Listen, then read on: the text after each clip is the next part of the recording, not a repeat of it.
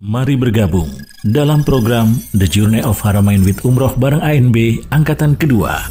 Insya Allah akan diberangkatkan akhir Februari 2024. Hubungi 0812 9090 4331. Alhamdulillah wassalatu wassalamu ala Rasulillah wa ala alihi wa sahbihi wa mawala. Para nabi diberi oleh Allah Subhanahu wa taala banyak sekali keistimewaan. Dan dari sekian banyak keistimewaan itu ada 6 keistimewaan yang dimiliki oleh seluruh para nabi. Dari mulai nabi yang pertama hingga nabi yang terakhir, yaitu nabi kita Muhammad sallallahu alaihi wasallam.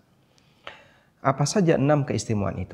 Yang pertama, mereka adalah orang-orang yang mendapatkan wahyu. Berdasarkan firman Allah Subhanahu wa taala, "Wa ma kana li basharin ayyukallimahullahu illa wahyan aw min wara'i hijabin aw yursila rasulan fayuhiya biiznihi ma yasha innahu aliyyun hakim." Allah Subhanahu wa taala di surat Asy-Syura ayat 50 menyampaikan, "Wa ma kana li basharin", tidak mungkin bagi seorang manusia siapapun, ayyukallimahullah, untuk diajak bicara secara langsung oleh Allah taala, illa wahyan, kecuali berupa wahyu, aw min wara'i hijab, atau Allah ajak bicara langsung tapi di belakang hijab. Au yursila rasulan, atau Allah mengutus seorang rasul, yaitu para malaikat. Fayuhiya biiznihi ma yasha, kemudian Allah wahyukan kepadanya sesuai dengan apa yang dia kehendaki.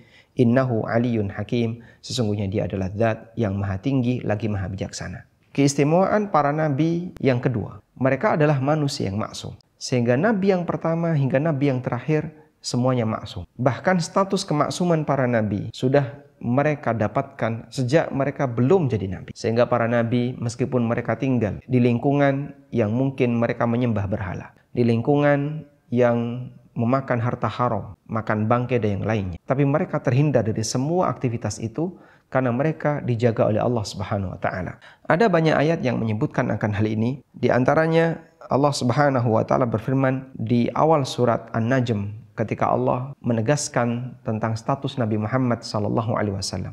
Allah Subhanahu wa taala mengatakan, "Wan najmi idza hawa, ma dhalla sahibukum wa ma ghawa." Demi An-Najm idza hawa, demi bintang ketika turun. Ma dhalla sahibukum wa ma ghawa. Temanmu ini yaitu Muhammad sallallahu alaihi wasallam, ma dhalla, dia tidak sesat, tidak menyimpang pemahamannya. Wa ma ghawa, dan dia tidak mengalami ghawaya, yaitu penyimpangan dalam praktek perbuatannya. Wa ma yantiqu 'anil hawa in huwa illa wahyu yuha. Dia tidak pernah berbicara dengan hawa nafsunya. Semua yang dia sampaikan adalah wahyu yang diberikan kepada beliau. Demikian pula para nabi yang lain, Allah Subhanahu wa taala jadikan mereka adalah orang-orang yang dijaga oleh Allah Subhanahu wa taala. Sehingga seluruh para nabi adalah makhluk yang maksum. Yang ketiga, keistimewaan yang dimiliki oleh para nabi, mereka adalah manusia yang mukhayyar ketika hendak mati. Sehingga pada waktu mereka di ujung hayatnya, mereka diberi pilihan oleh Allah Subhanahu wa taala. Apakah tetap bertahan hidup ataukah menghadap Allah taala alias meninggal dunia. Disebutkan dalam hadis dari Aisyah radhiyallahu anha yang diriwayatkan oleh Bukhari, Aisyah menyampaikan, "Kana Rasulullah sallallahu alaihi wasallam wa huwa sahihun yaqul." Nabi SAW ketika masih sehat, beliau pernah bersabda, "Innahu lam yuqbad nabiyyun qat hatta yara maq'adahu minal jannah." Tidak ada seorang pun nabi yang ketika dia dicabut nyawanya, kecuali dia telah melihat tempatnya di surga. Tsumma yuhayya aw yukhayyar. Kemudian dia diberi pilihan, apakah tetap bertahan hidup ataukah memilih untuk meninggal dunia. Sehingga setelah mereka melihat posisinya di surga, Allah Subhanahu wa taala biarkan kepada mereka mau bertahan ataukah akan menghadap Allah Subhanahu wa taala. Dan itu hanya khusus bagi para nabi. Selanjutnya yang keempat, keistimewaan yang dimiliki oleh para nabi. Mereka tidak boleh memiliki harta waris. Sehingga seluruh harta yang mereka dapatkan, baik melalui ghanimah yang mereka dapatkan sebagai hasil dari rampasan perang atau dari hadiah yang diberikan oleh masyarakatnya, para nabi tidak boleh menyimpannya dijadikan sebagai warisan. Sebagaimana ditegaskan dalam hadis dari Abu Darda radhiyallahu anhu, di mana Rasulullah sallallahu alaihi wasallam pernah bersabda, "Wa innal ulama warathatul anbiya, wa innal anbiya lam yuwarrithu dinaran wala dirhama, wa innama warrathul ilma."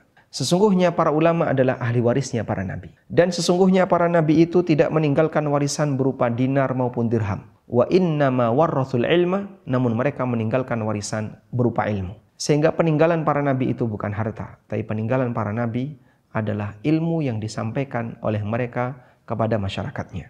Yang kelima, keistimewaan para nabi, semuanya dimakamkan di tempat di mana dia meninggal. Dan tempat di mana beliau meninggal adalah pilihan tempat yang paling mereka sukai.